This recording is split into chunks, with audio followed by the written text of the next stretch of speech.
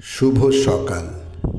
আজ 16ই আশ্বিন 1431, ইংরাজির 3রা অক্টোবর 2024। আজ দেবী পক্ষের প্রতিপদ তিথি। আশ্বিনের শারদ প্রাতে বেজে উঠেছে আলোক মঞ্জির। ধরণীর বহিরাকাশে অন্তরিত মেঘমালা, প্রকৃতির অন্তরাকাশে জাগরিত জ্যোতির্ময়ী জগন্মাতার আগমন বার্তা। আমার দেবী প্রণাম। আবাদি বানো বেগম, স্বামী আব্দুল আলী খান, 2 পুত্র মৌলানা মোহাম্মদ আলী ও মৌলানা শওকত আলী, যারা আলী ব্রাদার্স নামে বিখ্যাত হয়েছিল। ভারতের স্বাধীনতা আন্দোলনে এই নারী কেবল আলী ব্রাদার্সের মা হয়েই থাকেননি, তাঁর সক্রিয় অংশগ্রহণ শুরু হয় হোম রুল আন্দোলনের মাধ্যমে।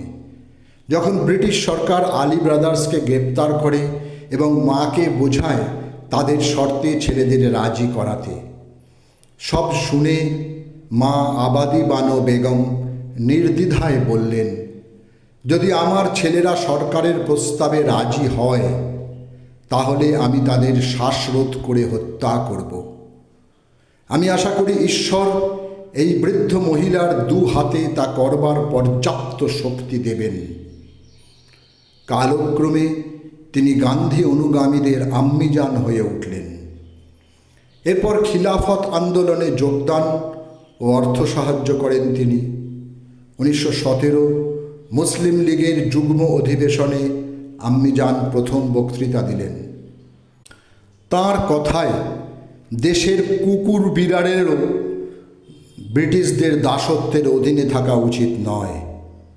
তাঁর মৃত্যুতে গান্ধীজি বলেছিলেন, তিনি বৃদ্ধা হলেও তাঁর মধ্যে ছিল অদম্য প্রাণশক্তি।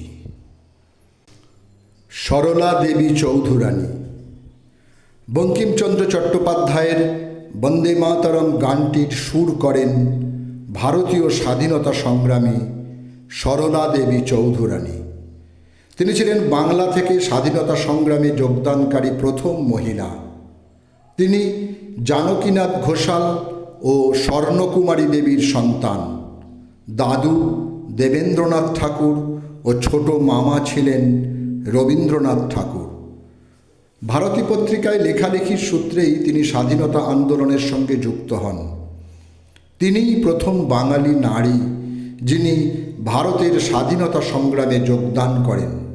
তিনি মনে করতেন একমাত্র আগ্রাসন এবং অস্ত্রের দ্বারাই ব্রিটিশ শাসন নির্মূল করা সম্ভব।